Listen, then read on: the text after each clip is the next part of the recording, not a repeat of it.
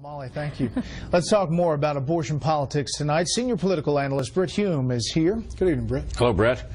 This is the 41st anniversary of the day the Supreme Court found that a generalized right to privacy it had basically invented meant that a woman has a constitutional right to snuff out an unborn life, a human being with a beating heart.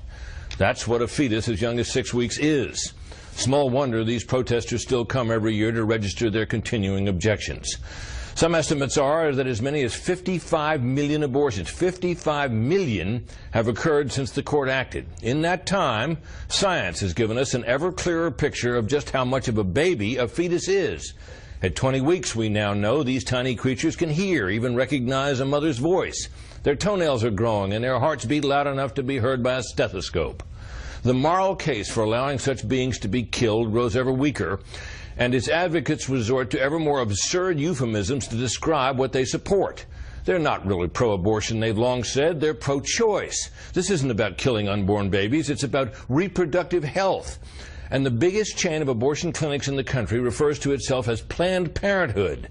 In 2012, this organization says it carried out, quote, abortion procedures 329,445 times.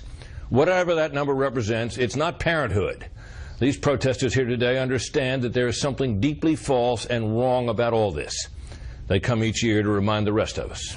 Brett? Where do you think this goes from here, politically or otherwise? Well, you saw what the Gosnell case did to the support for abortion rights versus life.